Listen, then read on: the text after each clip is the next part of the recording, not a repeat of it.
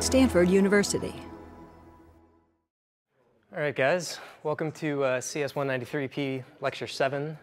We talked a lot on Thursday of last week, I guess, about the basics of view controllers and some of the really fundamental things.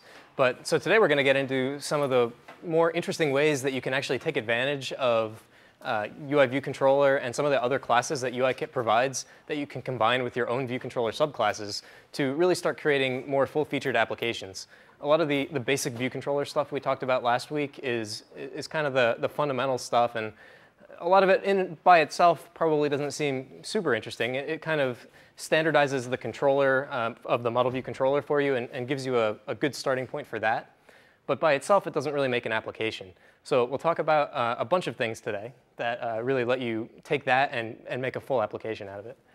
So first of all, any questions from Thursday, assignment 3, anything anyone needs any help with? All right, cool.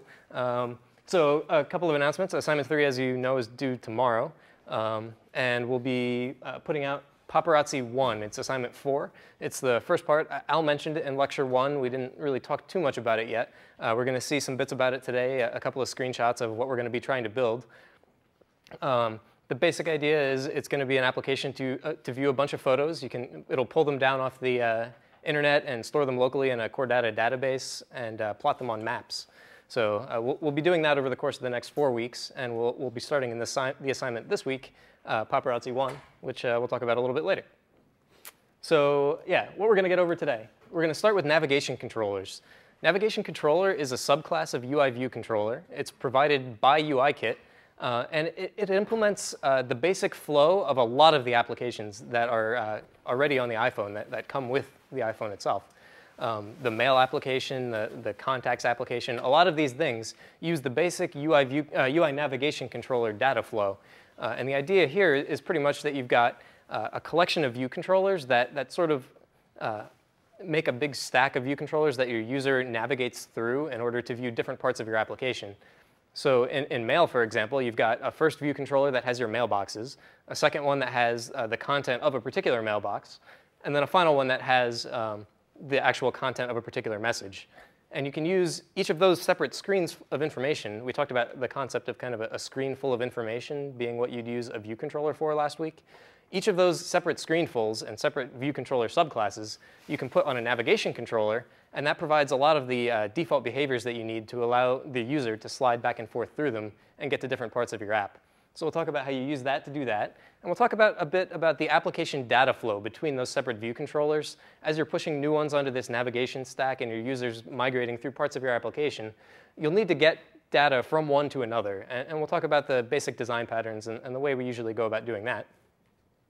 We'll talk about customizing navigation. There's a couple properties on view controller that let you change the way things appear on screen and the way the navigation controller presents them. We'll talk about how you can use that. And we'll end up with tab bars, which is provided by UI tab bar controller. It's a separate subclass of UI view controller provided by UIKit. And it basically manages the other major type of application flow that we have on the iPhone, which is this concept of a tab bar at the bottom of the screen that lets a user tap between multiple different discrete types of information. They're not really a hierarchy, but side-by-side separate pieces of your application. And then we'll talk about how you combine those two things together to have a tabbed application with different sections that has navigation within each of those sections. So first off, we'll start out with navigation controllers.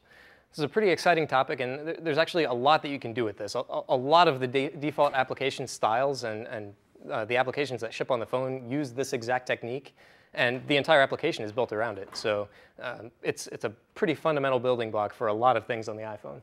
So as we can see on the left here, we've got the contacts application, which is basically a navigation controller application that lets you slide through multiple screens. The first one that we see here is the all contacts. It shows you all the contacts.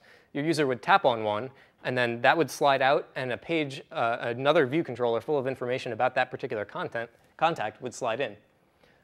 So it's basically a stack of view controllers, like we just said. It manages this stack for you. You push view controllers on, and they go onto the stack and appear on the top. As you push another one, it goes off, and it's off screen. The navigation controller still knows about it, and now the new one is pushed on and becomes visible. as the user taps the back button up at the top there, that one slides off, it pops off the stack, and the previous one that was there becomes visible. So you get the navigation controller, and it's got its array of view controllers. It manages that navigation bar up at the top for you. It handles putting the title up in there. It handles putting the back button up there that you see on the left. As you're sliding through navigation controllers, it updates the navigation bar for you. For the most part, you're not really going to have to touch the navigation bar directly. The navigation bar in this case, well, actually navigation bar in general, it's a subclass of UI view. So you can get it and deal with it like a UI view. But if you're using a UI navigation controller, you usually don't have to do that. It handles most of the specifics of positioning it and sizing it, and handles all that for you. So let's take a quick look at how this all fits together, but we're going to switch over to Mail now from the address book, because there's actually one other piece that Mail uses from navigation controller, which address book doesn't, and that's the toolbar that you see at the bottom. This is actually new in iPhone OS 3.0, so if you're dealing with iPhone OS 2.0, this feature is not available. But in 3.0 and later, we have this support in navigation controller for managing a contextual toolbar that you see at the bottom. And we'll talk about how you'd use that a bit later, but basically your navigation, the top view controller defines what's in the toolbar. So what's the top view controller? In this case, it's everything in the middle between the navigation bar at the top and the toolbar at the bottom is the view from your view controller. This is where things become pretty interesting, and it's really important that you set up, this is where the structs and springs that we talked about become really interesting. In Interface Builder, the default size of a view controller's view is 320 by 480, so it's actually the full screen size. It actually may be 300 by 480 to take into account the status bar at the top. But in any case, it's much bigger than the available space on the screen when you're presenting inside of a navigation controller, because you lose 44 pixels at the top to the navigation bar and another 44 at the bottom potentially to the toolbar if you have one. If you set up all your structs and springs in Interface Builder correctly, when your navigation controller takes this top view controller and puts it in here and makes it shorter, everything will relay out and resize down to the new size so it all fits. If you haven't set up your struts and springs in Interface Builder, then things might overlap the nav bar or the toolbar at the bottom, so you might have stuff get cropped and things wouldn't quite fit right. So you want to make sure that's all set up, and then everything just will happen for you. When the navigation controller presents the view controller, it'll size it down, everything will relay out, and it'll all fit great. So that's the top view controller. At the top, we've got the view controller's title. We'll talk more about this later, but every view controller has a string property that is its title. Navigation controller displays that in the navigation bar for you. On the left is the back button. The title that's in the back button is actually the title for the previous view controller on the stack. So it's not the current, it's in no way related to the current view controller, it's actually the previous view controller. So if you push two view controllers, the title of the one that you just pushed off goes into the back button. And then at the bottom, as we said, we've got the toolbar from the top view controller. We'll talk more about this later too, but basically you have an array of items that appear in a toolbar. You don't create a toolbar directly, you create an array of items that go in a toolbar. And the top view controller has this property that you can assign that array to, which defines the items for the toolbar. Navigation controller will put them in a toolbar at the bottom for you when it's the top thing on your navigation stack. All right, so we've talked a lot about navigation stacks here as we're talking about this concept of navigation controller. And as I mentioned, it's an array of view controller subclasses usually. Could just be a UI view controller, although generally you don't use UI view controller directly. You usually subclass it because you need to provide some controller-specific logic for the particular subclass that you're dealing with. So we've got this concept of view controllers on the navigation stack. So how do we get them there? Well, you usually will start out by pushing a view controller onto your navigation stack. So there's a method on UI navigation controller called push view controller animated. The first parameter it takes is the view controller you want to push on, and then a property defines whether or not that should be animated during the transition.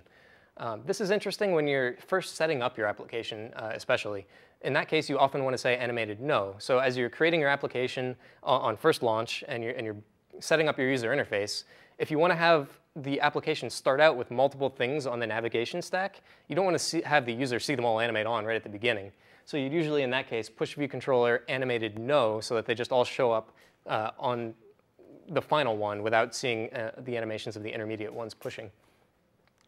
And then to get them off, we have a pop view controller, which also takes an animated parameter to define whether or not to animate that transition. The normal transition for navigation controller when pushing and popping, when you push a view controller, it takes the new one and slides it on, sliding the old one off the other side. And then popping is the inverse. It slides it the other way. So the animated determines whether or not that slide is going to happen. And pop view controller actually returns the view controller that's being popped. I mean, I'm sure you know from your normal just CS in general how a stack works. You push some things on it. It's first in, last out, so you push a couple things. When you go to pop, it's going to remove the most recently pushed, and it'll return it to you if you want to hang on to it. UI navigation controller retains any of the view controllers that are pushed on it. So if you don't need to have a reference to it for your own purposes elsewhere in the application, once you've pushed a view controller onto a navigation controller, you can actually release it yourself. Navigation controller maintains that retain count for you. When it's popped, navigation controller will auto-release it.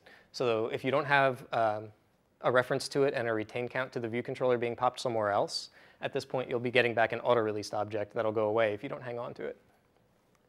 And then the final new method, which is actually added in iPhone OS 3.0 as well, is set view controllers animated method. It's basically, it lets you replace the entire contents of the navigation stack with one call. This is probably not going to be used very much in this course. There's definitely specific cases where you might want to do it. The general case will be pushing and popping. Usually adding and removing things from the navigation controller is a response to a user interaction. The user selects something in a table and you push a new view controller on. But if there's a case where you actually need to replace the entire view hierarchy or set it up all at once with one call, you can do it with set view controllers animated, and it'll replace all the view controllers on the navigation stack. If the ones that are being replaced, if the new array of view controllers that you're setting contains the view controller that's currently visible, navigation controller will do its best to animate to that. So if it looks like it's a pop, it's going to try and animate the pop. How that works is kind of an implementation detail, and you can kind of play with it to see what it ends up doing. But basically, it'll do its best to either maintain no animation if the view controller doesn't seem to be moving, or animate it if it looks like it's shifting around in the array. So that's how we modify it. As I mentioned, you have to, at some point, push your first view controller. You create your UI navigation controller, and you have to get something on it to start out. So what's that going to look like? Well, we're probably going to do it when we're setting up our initial application. So a great place for that is in the application delegates, application did finish launching. As we already saw from some of the previous assignments, application did finish launching is the first thing that gets called after the application has come up on screen, has begun to animate up, but before it actually becomes visible. So it's a good place to set up our initial user interface.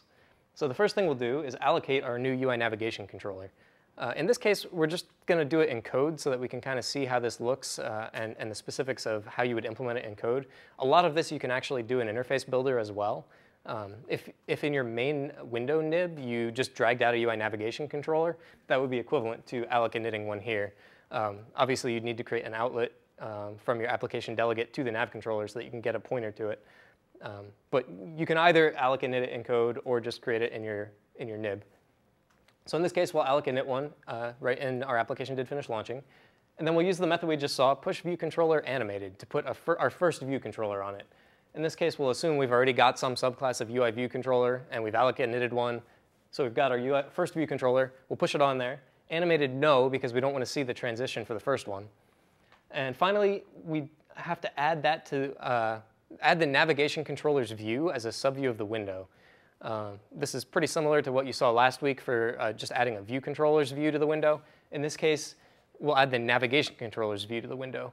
Navigation controller, as I already said, is just a subclass of UI view controller. So it already has a view property, and it knows how to give you back a view. It actually manages a view that contains some other views, including the navigation bar, the tab bar, and your view controller's views that are being animated around.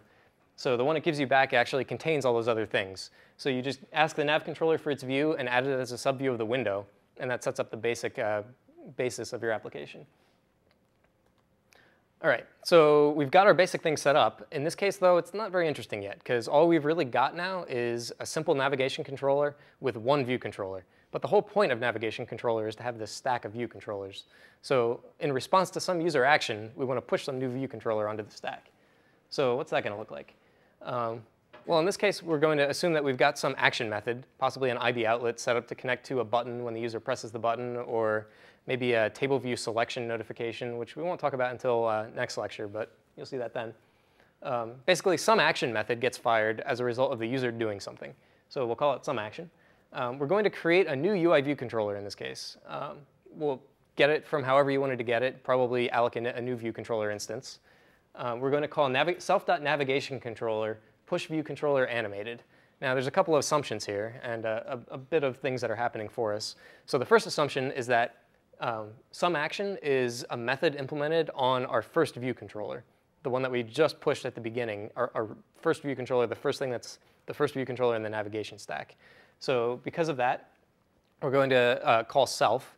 And self.navigation controller, you can ask any view controller for its navigation controller. And if it's in a navigation controller, it'll give you back that navigation controller.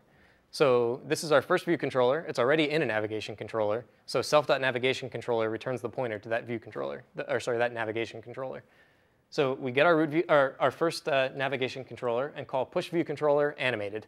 In this case, we're going to call animated yes, because we want it to push the previous one off and slide the new one on in an animated fashion. So you almost never call pop directly. This is how you're going to push things on. But when you go to remove something from the navigation stack, you've pushed a new one on, now you want to get it off. You usually don't do that programmatically. For the most part, that's done by the user when they tap on the back button. And UI navigation controller implements the handling of the back button tap for you. So for the most part, you don't generally have to call pop view controller. There's some cases where you might.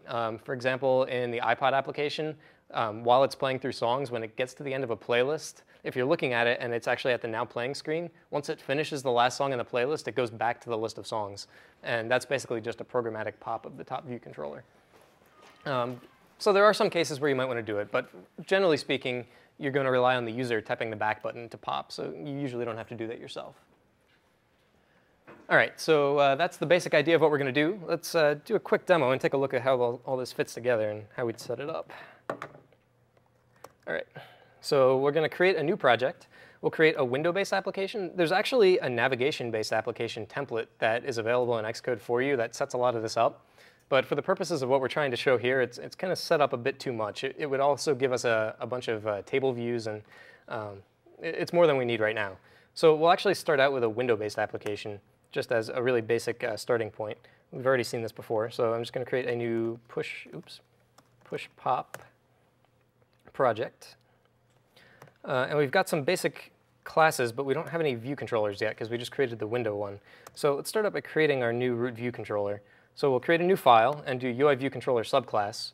So one of the nice new things in Xcode and iPhone OS 3.0 is that you can actually, when creating your view controller subclass, tell it that you want it to create an XIB for you.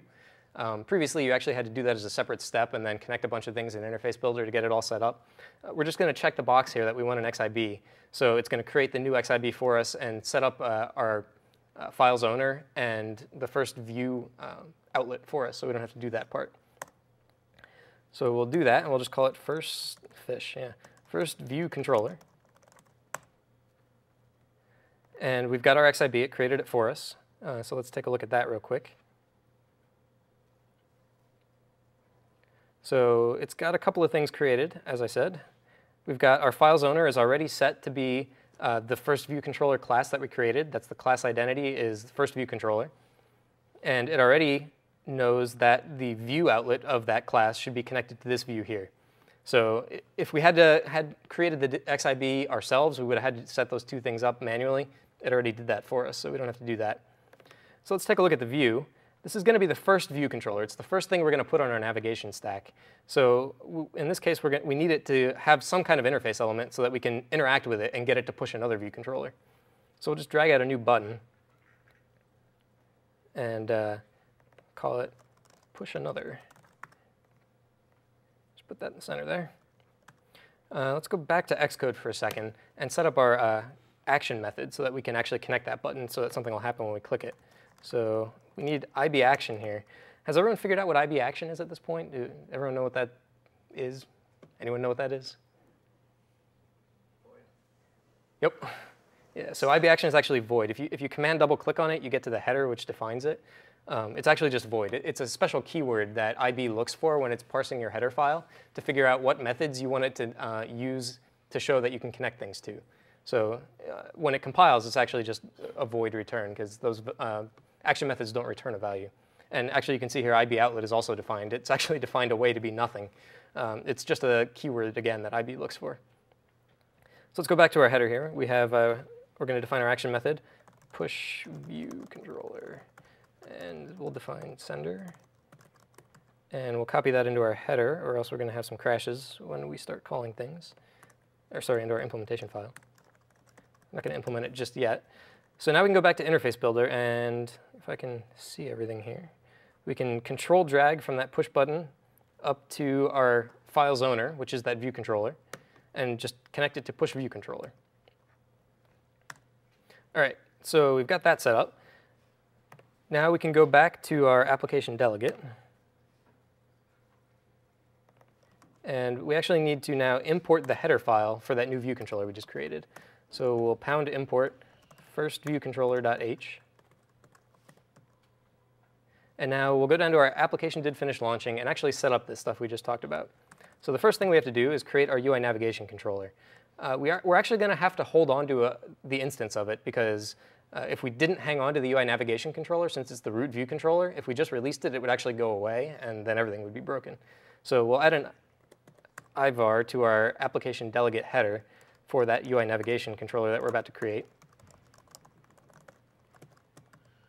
And then an application did finish launching, we'll allocate it.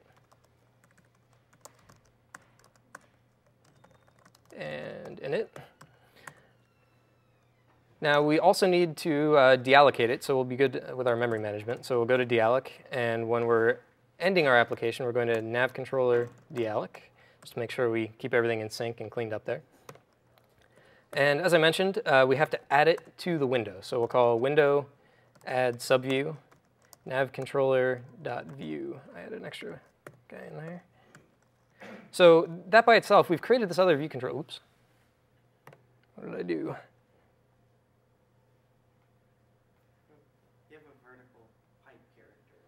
Oh, where did that come from? Nice. Is that over here? No. All right, so that by itself, we haven't actually created our first view controller yet. So if we build and run it, we get something that's actually pretty boring. It's really, well, let's rotate it so we can kind of see it. It's really just our navigation controller with no content, because we haven't pushed anything onto it yet.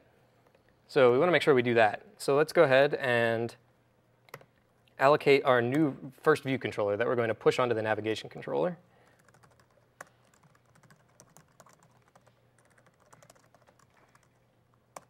Oops. Alloc init.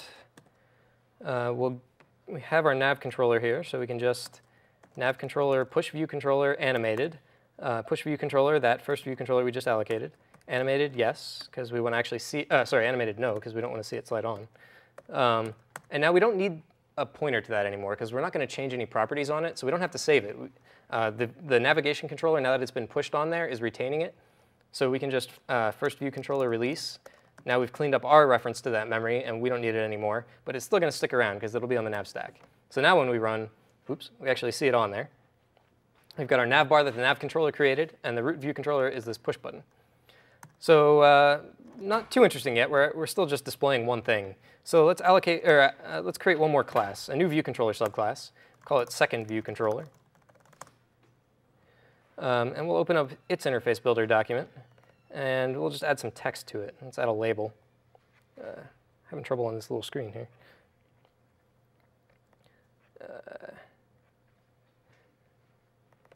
I'm second. Put that in there. And now we'll go back to our implementation of first view controller. So we need to import our header for the second view controller, because we're about to allocate one of those. And now we'll implement that action method that we just defined in IB on first view controller. And the implementation of that is going to allocate the second view controller and push onto it, push it onto the navigation stack. So we've got our second view controller. Second view controller, we're going to alloc init it. We're going to get our navigation controller. So we're already on the navigation stack, so we can call self.navigationController. And we're going to push view controller on that. We'll push the second view controller we just allocated. animated yes this time because it's in response to user action. We're going to actually want to see it slide on.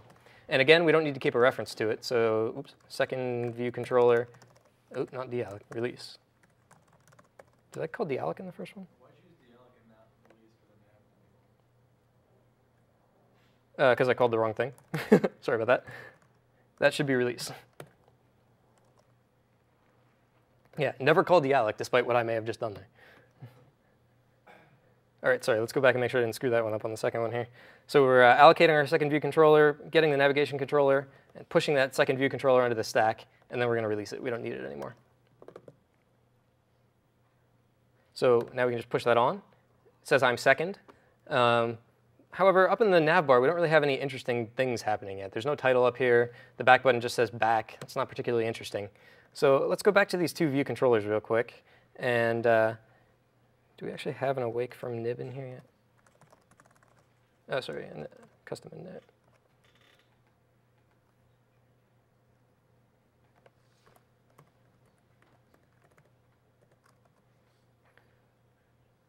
All right, so let's add this here. When we allocate our navigation controller, we've allocated second view controller. Let's give it a name. As I mentioned, view controller actually has a name property. So let's go second view controller dot, sorry, a title property. Call the second one second. And then back in the application delegate where we allocated the first one, let's give that one a title too. Oops. We allocated, let's call the first one first. And I called that one second there. First view controller. All right, so now when we run it, we actually get some stuff up in the nav bar. The first one gets its title is shown up there. When we push the second one, the title swaps out for second, and the title of the first one goes into the back button. So the back button now says first. And we can just go back and forth between those. As we pop the second one, its memory goes away because the navigation controller releases its reference to it. So all our memory management is good. We're not calling dealloc anymore, we're calling release. And so we're good to go.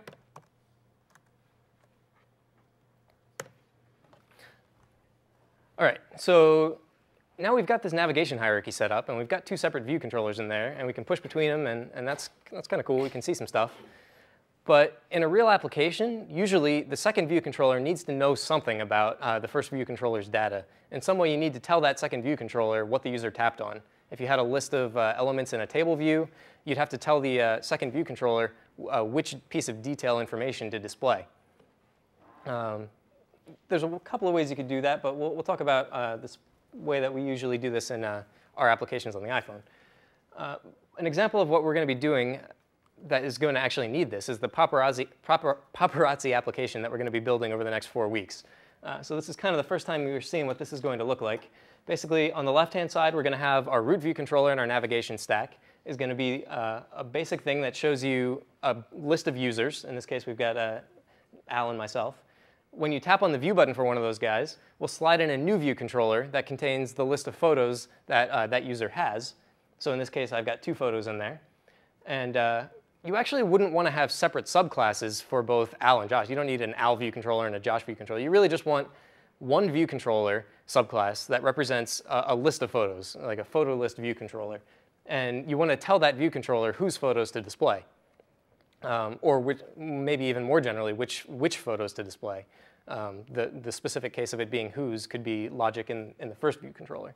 So we'll talk about how that would work. And then finally, we've got actually a final view controller that's off screen here, can't quite see, which displays the full photo at full size. And so we'll push that on after we tap the view button in the second view controller, and we'll need to tell it which photo to display.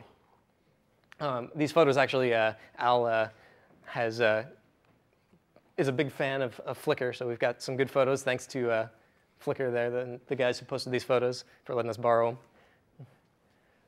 All right, so this is the basic idea that we've got. We've got our list controller, which is going to get another list controller that the first list will show the list of contacts, second list is going to show the list of photos for that contact, and then finally a detail controller, which shows the detail, the actual image.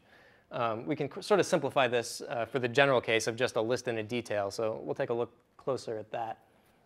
All right, so how are we going to connect these things? There's a couple of ways you might do this. Oops, hang on. So you might start out thinking, well, I can just have a big global variable and shove the current application state into the global variable. And all the view controllers can look at that global variable, and they all know where everything is. They all share the data. That could work, and it's kind of an easy way to do it, but it's not very reusable. It's not very maintainable. Once your application knows everything about it, you end up with this huge twisted mess of all the different pieces your application have to know about everything else. And it totally breaks the encapsulation of the model view controller design. And it makes it a lot more difficult to debug and test. So we kind of want to avoid that. We really don't want to go there. So you might think, well, all right, then let's have the application delegate be this intermediate. And we can have the application delegate know everything. We can get that from everywhere. We can call UI application, shared application delegate, and get the delegate. So we'll just shove all the state into there. But that's pretty much the same as having a big global variable. It's really no better. It's effectively the exact same thing. So we really don't want to do that. We want to avoid that pattern as well. So all right, how are we actually going to do it? What do we want to do? So we need to figure out exactly what information needs to be communicated between these view controllers, and then just come up with a way to pass just the information we need between them. So for the case of the detail controller, we need to define the input parameters, the things that it needs to know about, and we'll have the first view controller, when it creates it, set those parameters on the detail. So it'll look a lot like this. List controller creates that data object and passes it to the detail controller through the parameter that we've defined to represent the data it needs to know about. Then sometimes you actually need to be able to communicate backwards the other way. If the user has actually entered some information on the detail controller to actually change their title or change some state about the data, the detail controller may need to communicate that back to the list controller to tell it that this change happened. And we talked a bit about how you might do this earlier. Probably in lecture 2 or 3, I think, when we talked about protocols and delegates. So in this case, you might want to define a delegate protocol that your detail controller can offer for your list controller to conform to. And you can basically define a bunch of methods that the detail controller would call on its delegate when particular changes happen. So the list controller doesn't have to be quite as tightly tied, and you don't have an intermediate bit of global data involved in that. So that would look kind of something like this. You'd basically have the list controller telling the detail controller that it cares, and it would do that by setting the delegate, or setting itself as the delegate of the detail controller when it pushes it onto the nav stack. As a result of having done that, when something in the detail controller changes that the delegate would need to know about, the detail controller would just tell its delegate, not necessarily knowing that it's specifically this list controller, just that it's its delegate, about the thing that changed. So it gets its changes and it'll send them back. And they communicate directly. It's kind of loosely coupled. There's no direct hard coding of these two things. These two objects know specifically about each other. It's just that there's this delegate protocol and there's some properties that are being set. So nothing's really set in stone. You can still take these two pieces apart and use them in other places and have some other object as the delegate of your detail controller, and everything could still work. So as long as you maintain kind of this loose coupling, it keeps it pretty flexible and makes your code more maintainable. So it's a pretty convenient way to do this and makes it pretty easy to maintain and change your code as you go forward. All right, so let's take a quick look at just an example of this in one of the headers that actually ships as part of UIKit. That's the UI image picker controller. So we'll just open that up. I don't know if you've seen the Open Quickly dialog yet. I tend to use this a lot. If you hit Command-Shift-D, it opens up this Open Quickly window. It's up in the menus there somewhere. Oops, sorry. So UI image picker controller. It's actually a subclass of UI view controller. Well, actually, this is a little odd. It's a subclass of UI navigation controller. That's not something that you'll normally see. And for the most part, when you're writing your own code, you won't usually subclass UI navigation controller. You usually subclass UI view controller. But in this case, it subclasses UI navigation controller, which is OK, because that's just a navigation controller. And sorry, that's just a view controller. And it can be used to present modally. It can slide up. You can see a little more about that. We won't talk about it too much today, modal presentation. But you can check it out in the UI view controller header.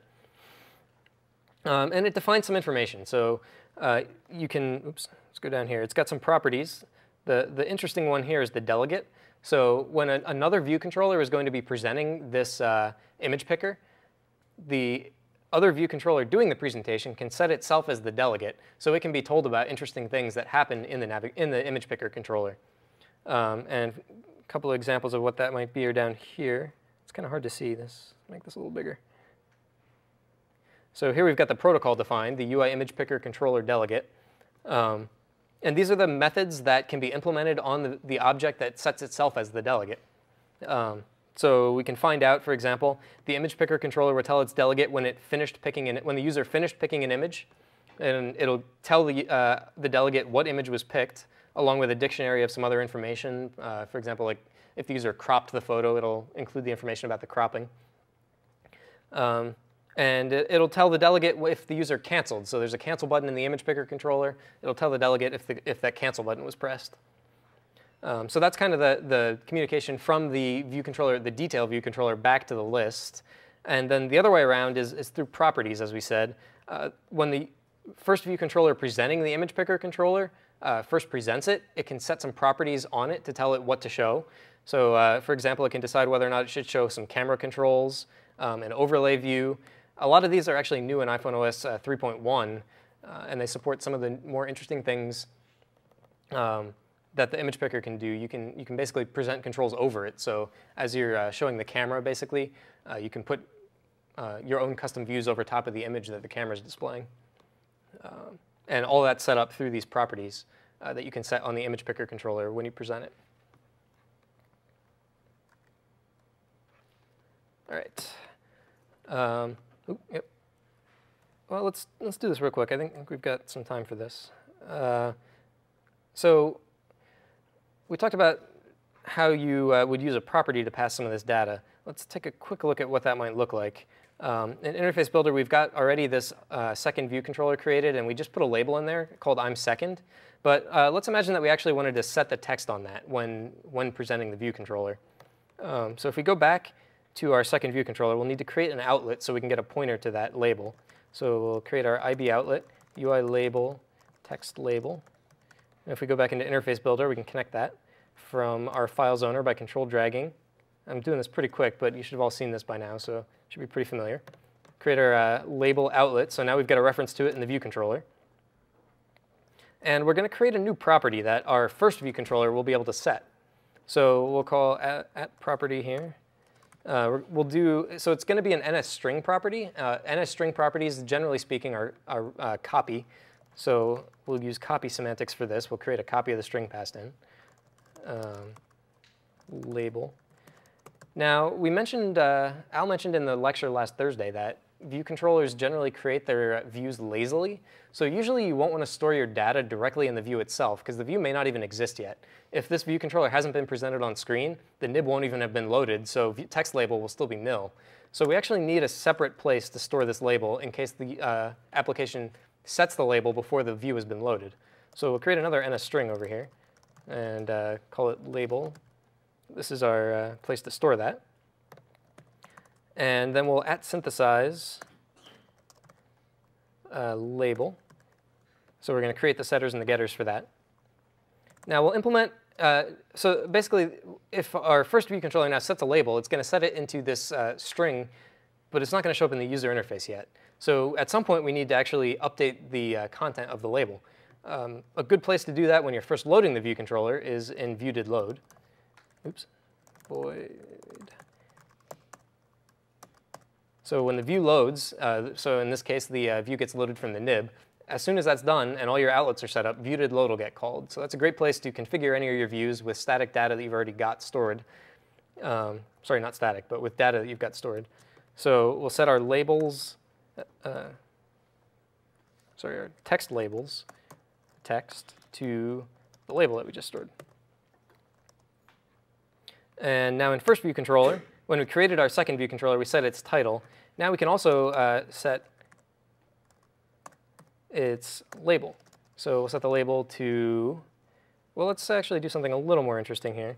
We'll create a static counter that's going to increment. So create a static int and start that at 0. And every time that we go through this code, we're going to increment that. So since it's static, it's going to keep its value through multiple passes. So it'll go up every time we come through. And we'll set the label text to NSString, string with format, pushed count. And actually, let's start count at 1. And oops, sorry, got to pass count in there. All right, so now if we run this, every time we go through and push a new view controller, we're going to be setting the value of that string to pushed 1, and we'll be setting it on the text when that view controller's view gets loaded. So if we push again, now it's pushed 2. And if we keep doing it, it'll just keep going up. So every time we push the view controller, we're actually setting data on there and passing it through without using any kind of global variables or outside out-of-band storage. All right. So that's kind of the idea of the data flow. It's kind of how you want to get things through. We didn't talk too much. We talked about it, but we didn't really see an example of how you might get things back. You can kind of imagine how that might work. I don't know. Does that make any sense? Yeah, the concept of the delegation. You'd have a delegate. We'll post some sample code if you don't quite understand it. You can take a look at that. Basically, you define a protocol on your second view controller and define a delegate property. Your first view controller would set itself as the delegate, and then the second one can send messages to the first one through that protocol. All right, so there's some other things that navigation controller can do, which allow you to customize the look of the navigation bar with custom buttons or controls. So we've already seen that you can set the title, and you can use the title to set the title of the back button. But some of our applications also use separate buttons that are up there. This example on the right of the phone application actually has a separate control in the middle instead of a title. It has a segmented control that lets you toggle between all calls and missed calls. And then another button up on the right with a separate title that the user can press to perform some action. Generally, the things that you're going to put up in the navigation bar are usually some kind of control that operates on the entire bit of data that's shown on the entire screen. So in this case, the clear button would clear everything that you see there. In the case of world clock, the edit button puts the table view into editing mode, so it modifies the state of the entire view. Usually it's something that affects everything that you see. All right, so let's take a look at how you might do that. There's actually another class that we haven't talked about called UI navigation item. And every view controller has a UI navigation item. Now, UI navigation item defines a few things. It defines a title, a left button, a right button, and potentially a center view, among some other things that you can see in the header, but we're just going to talk about those things for now. Lets you set a string for the title and another class called UI bar button item, which you can use to define the appearance of buttons for the left and right side. And there's some other properties. You can see them in UI navigation bar.h is where UI navigation item is defined. Every view controller, as I said, has a navigation item for customizing. When that view controller is the top view controller on your navigation stack, the contents of its navigation item are automatically displayed in the navigation bar, so you don't have to, again, modify the view or deal with the UI navigation bar directly. UI navigation controller will do that. So it looks kind of like this. This is sort of the ownership. You've got your view controller. It owns a navigation item, and the navigation item has a left bar button item, a title view, and a right bar button item. And you can, with those three properties, define those things that show up in your navigation bar. So let's take a quick look at how that's going to work. UI view controller actually already has a title property. So although UI navigation item also defines a title property, it's actually inherited from the view controller. In fact, we already saw this in the little demo there. You set viewController.title to some string, and that showed up in the navigation bar. You don't actually have to set the title on the navigation item. ViewController takes care of that. It passes it from that through to the navigation item for you. So that's defined as property copy and a string title on UI view controller. And as I said, it's inherited automatically by the navigation item. All right. Oops. So the left and right buttons, to deal with these, we actually have to go to the UI navigation item. So we're going to need this UI bar button item class that we mentioned. It's the special class that defines the appearance and behavior of buttons. By itself, it's actually not a subclass of UI view, so a UI bar button item can't be put into the view hierarchy anywhere. It just defines the appearance of buttons that show up specifically in navigation and toolbars. It can display a string or an image in your button, or it can also display, there's a whole bunch of predefined system items. These are kind of the things that you see throughout the applications shipped by Apple. If you look at Mail, it's got a sort of a compose button that's a little square with a little pencil in it. There's a bunch of them. You can look at the header and see what ones are provided by default. If you don't like the ones that are there or you need something else, you can provide your own icon or your own title and have a custom button. And it also defines a target and action, just like regular buttons. Although it's not a UI button, it's a UI bar button item, it still has target and action properties. And we should be pretty familiar with this by now from some of the other stuff we've already done in the assignments. You can basically hook a bar button item up to some other object and set the action message that's going to be sent, the selector. And when the user taps on that button in the nav bar, that action method will be sent to the object, the target. All right, so there's a couple styles, as we said. There's a text button item, looks something like this. It can either have a border like you see there, or it can not be bordered. Usually text buttons generally are bordered. You'd set something up like this, and probably your view did load. At pretty much anywhere where you normally configure the appearance of your view controller's view, you'd also set up your bar button item and your navigation items. So in this case, we're going to create a new UI bar button item. We'll call alloc init with title, and this is kind of long. It takes just more parameters than most, but they're pretty simple. The first one's the title of the button, so in this case, foo. Second one's the style, in this case, bordered. There's also, as I said, unbordered. Target will be self, so this is our view controller that is going to be displaying this navigation item. So self is going to be the view controller. And the action method that we want to have called, we'll call the action method foo. And to get this to actually show up, we have to call self.navigationItem, which returns our view controller's navigation item, .left bar button item. So we're going to set the left bar button item on our navigation item. We'll set that to the foo button. UI navigation item actually retains the bar button item that we pass in. So after we're done setting it, we can just call foo button release. And it's now in our navigation item. When we're on the top of the navigation stack, navigation controller will automatically put that in the nav bar for us. Second, we've got the system bar button items. So that's what we just saw there was text if we wanted to put a string in a button. Here's some of the standard ones. In this case, we've got the plus button. It's just a standard button that usually means add something. I think it's actually called add. So in this case, we're going to allocate a new UI bar button item, and we'll use a different initializer in this case. So we'll call it init with bar button system item. It's kind of an odd name, but yeah, init with bar button system item, UI bar button system item add. And you're going to see this pattern a lot throughout UIKit, and actually quite a few of the other frameworks as well.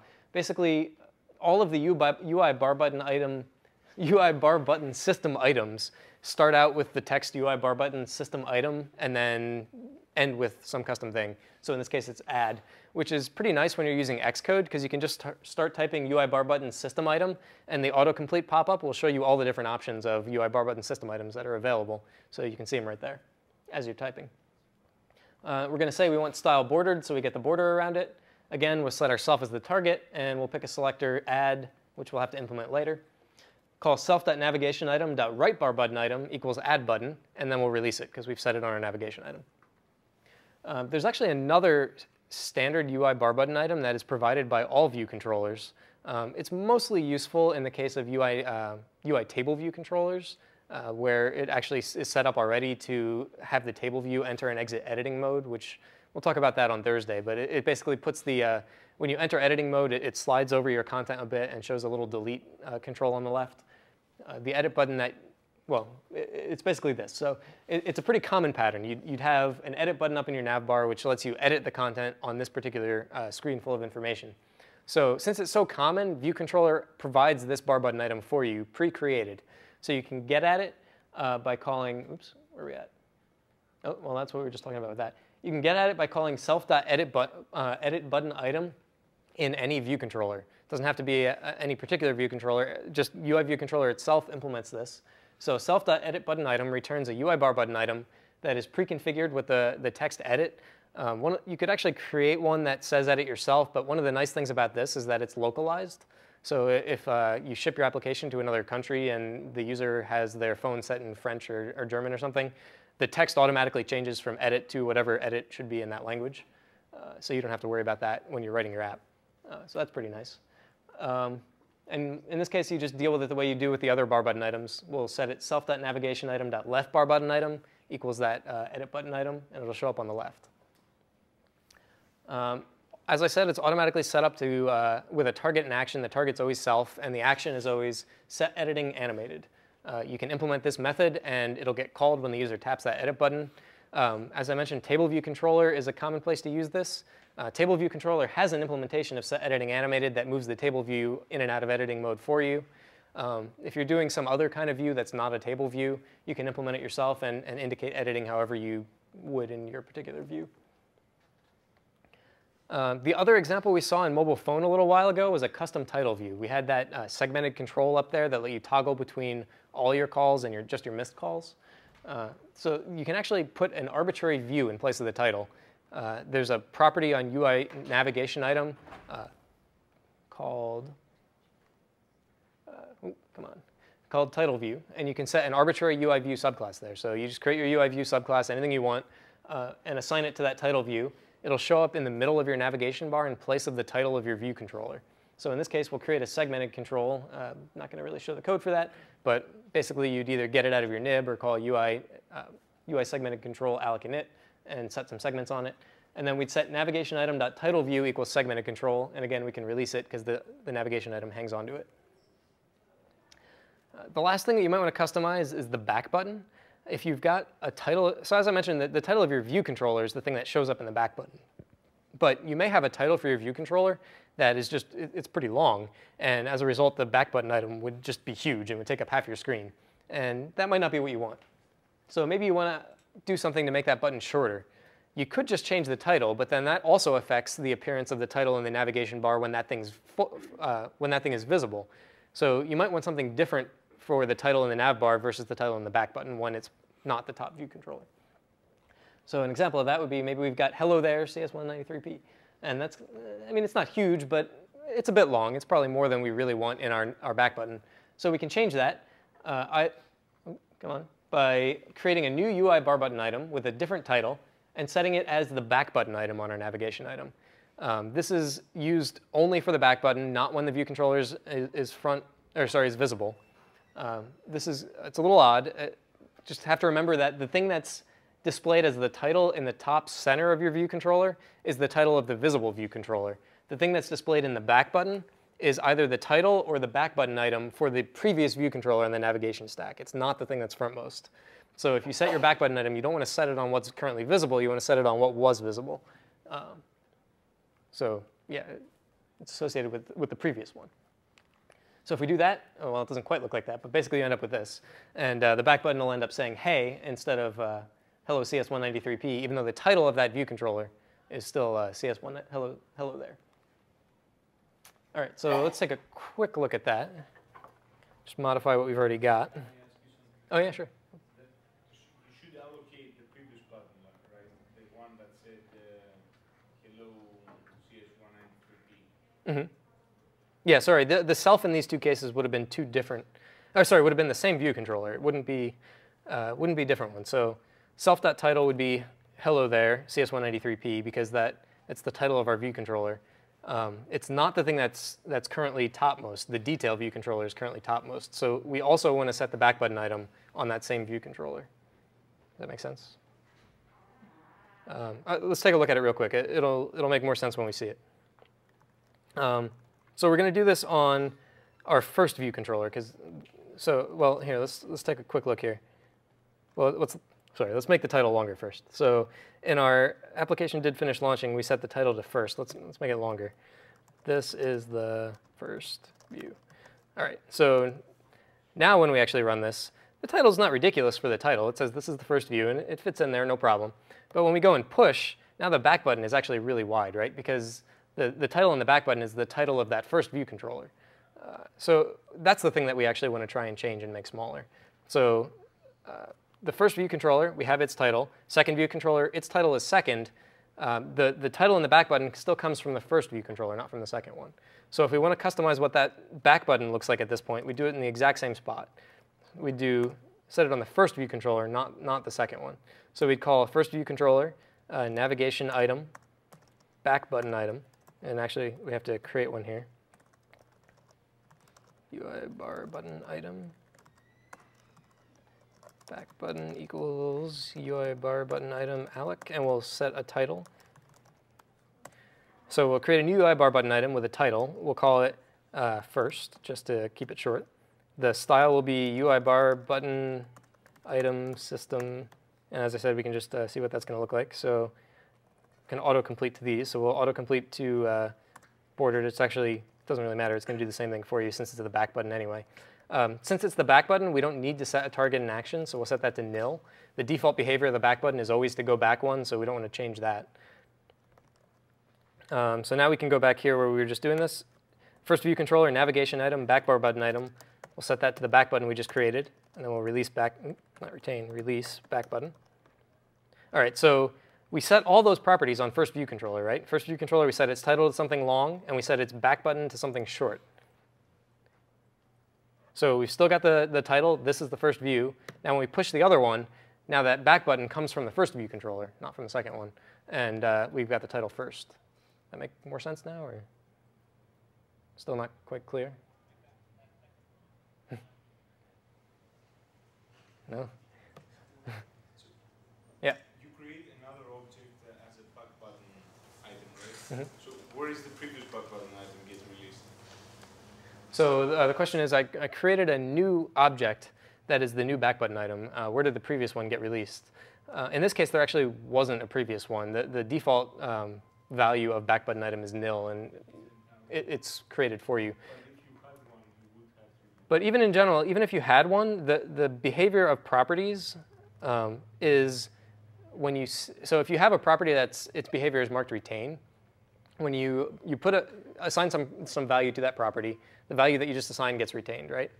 Now, if you replace that with some new value, when you assign again to that same property, the value that was already assigned there the first time gets released, and the new value that you're setting gets retained. So part of the semantics of property assignment with, sorry, not property assignment, but properties when the properties for retain and copy are to release the previous value before retaining and copying the new value. Mm-hmm. If you, in this example, would set a left button item in the second view controller, what would that replace the back button? Yeah. So the question is, in this case, if I had set a well, let's do it. If I set a if I set a left bar button item on the second view controller, what would that do? Would I no longer be able to go back? And that is actually what would happen. So let's create a new UI bar button item in our second view controller. Back button, or UI bar button. Let's call it left button actually. Alloc, and we'll do this one with a title to. Actually, let's do a system item in this case. Init with bar button system item, UI bar button item, UI bar button system item. Let's do a compose. Target will be self. Selector will be selector compose. And then we'll get self.navigation item dot left bar button item equals left button. And then left button will release it. All right, so now if we run,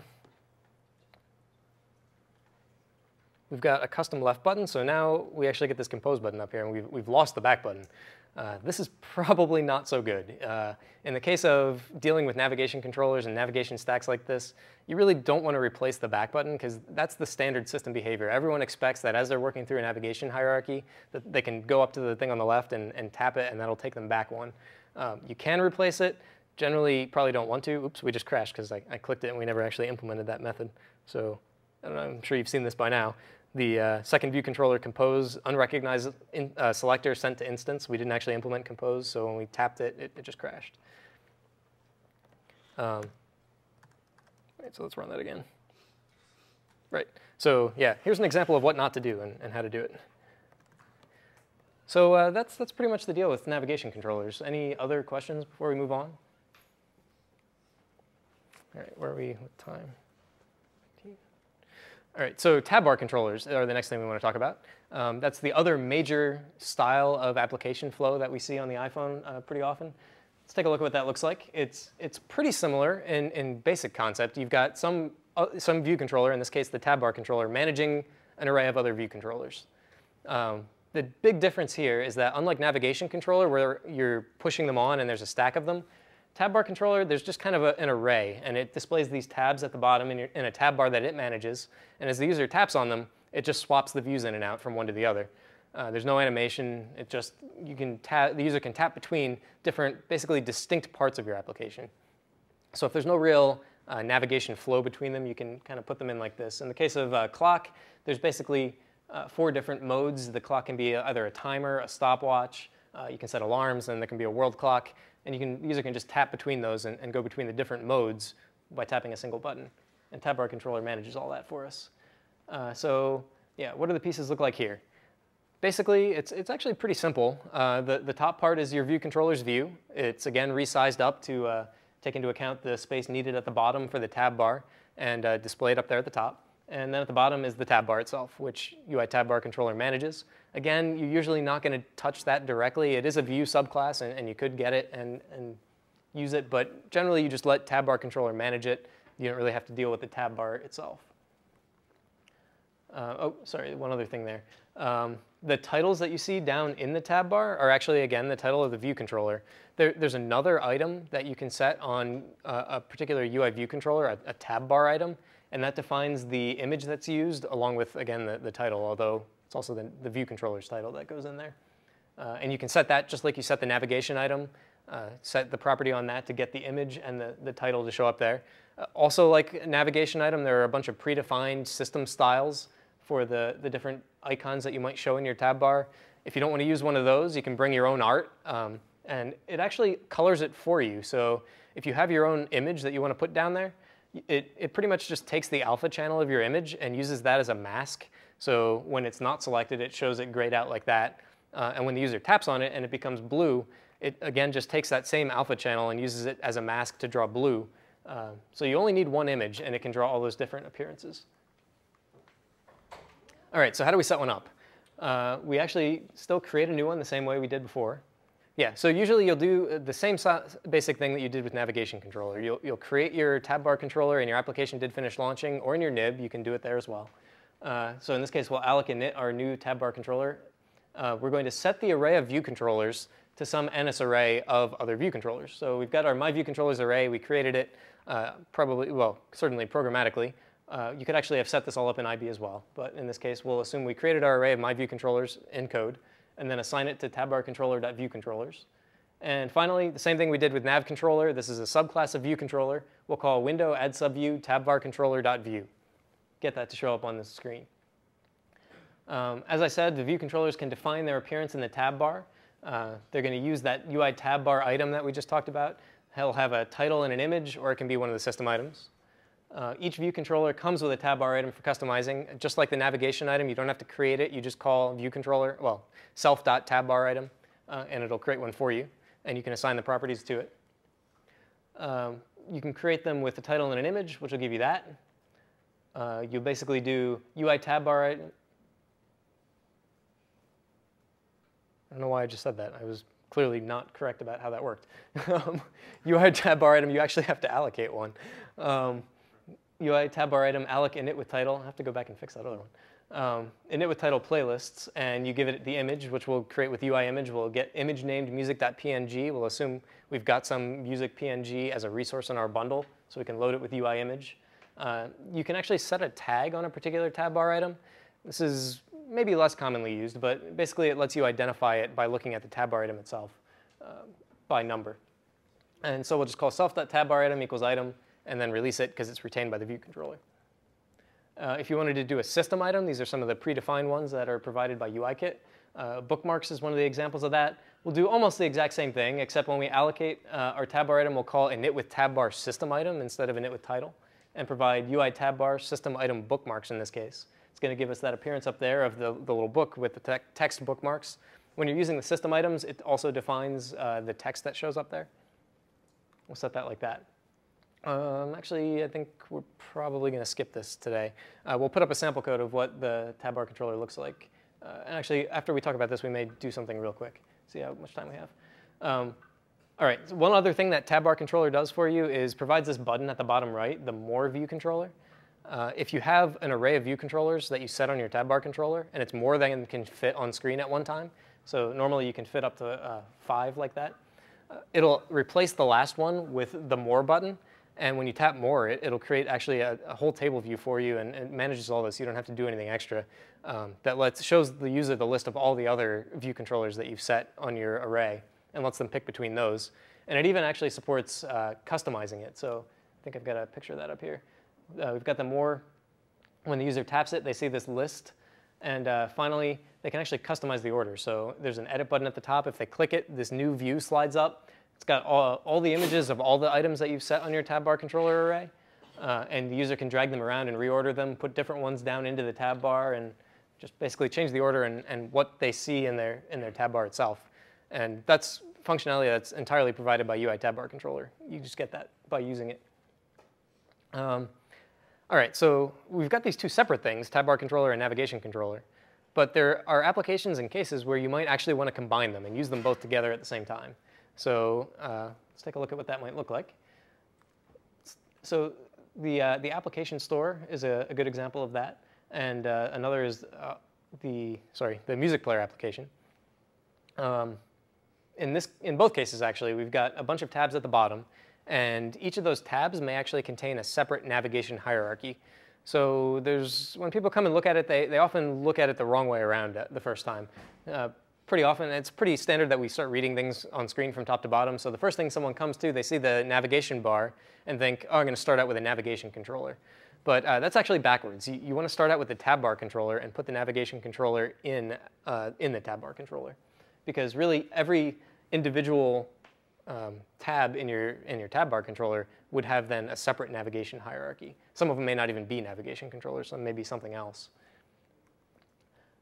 So that would look something like this. You'd have your tab bar controller, and it would have an array of 3 view controllers. The first 2 could be maybe navigation controllers, and the final one, some other custom subclass of UI view controller that's not a navigation controller at all. So when you tap on either of the first 2, you'd be seeing a navigation bar up at the top, managed by either of those navigation controllers.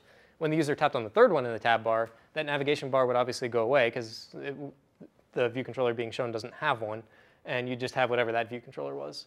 And then either of those 2 first navigation controllers, when the user would tap on their corresponding buttons in the tab bar, could have their own distinct navigation hierarchies. This is actually going to be pretty important for the the Paparazzi 1 assignment. You'll see that when you get the assignment and start looking at it. Basically, we have a tab bar that's got 2 separate navigation stacks. So it would look something like this. You'd create your tab bar controller with tab bar controller alloc init. You'd create each navigation controller separately. So navigation controller alloc init, and then push a first view controller onto that first one. And then you'd add them to the tab bar. So you'd do NSArray, array with objects, for example, to get an auto-released array. You'd have your first nav controller, your second nav controller, and some other view controller. Terminate it with nil. So we'd set that array of 3 view controllers as the view controllers for our tab bar controller. And each of those nav controllers would have separate first view controllers. First, any questions, and then we'll take a quick look at this because we've got a few minutes. All right. So let's take what we had before, and let's just add a tab bar to it. So we had this. Remember, we already had our first view controller, and we could push one, and we get a second. Except we kind of screwed that one up, so let's remove that line. That's not doing us any favors there. All right, so let's go back to our application delegate now. And where we were creating our navigation controller, we were hanging on to it up here. So let's also create a tab bar controller. Oops, not a tab bar controller.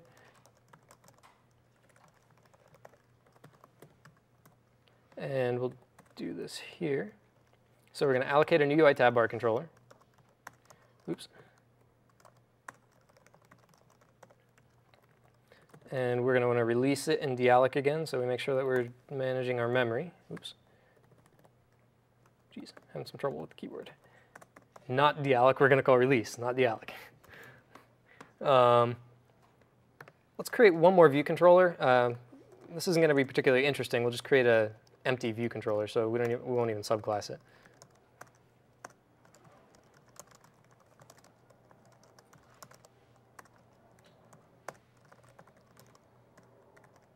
And we'll use then the view controller we just created, the empty one, and our navigation controller we created before as the 2 items in our tab bar controller.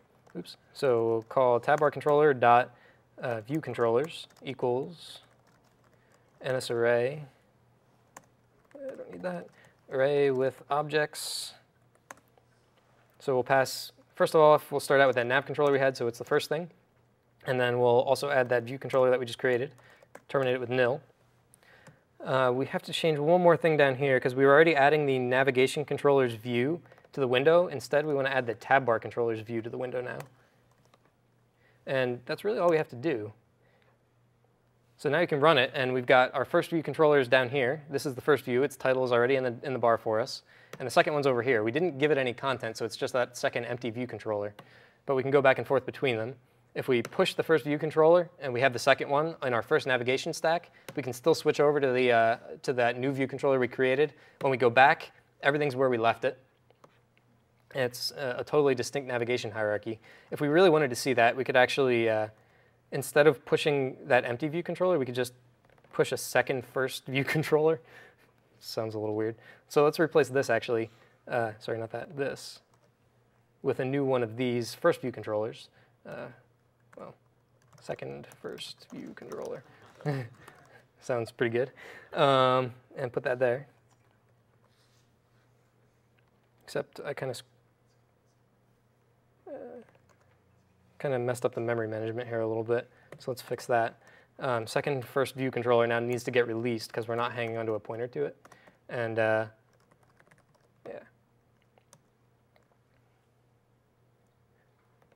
All right, so we've actually got, oh, right, I didn't set up a second navigation hierarchy. So let's stop at that because it's going to be a lot more code to start adding more navigation hierarchies. So yeah, we've got our one here that's distinct and independent from the other one that we put over here. Actually, if we were to try and push this, nothing would happen because we didn't put it in a navigation controller. So push another was actually calling that push method, which would call self.navigation controller, and that's returning nil in this case because this one's not in a navigation controller. But it still works over here.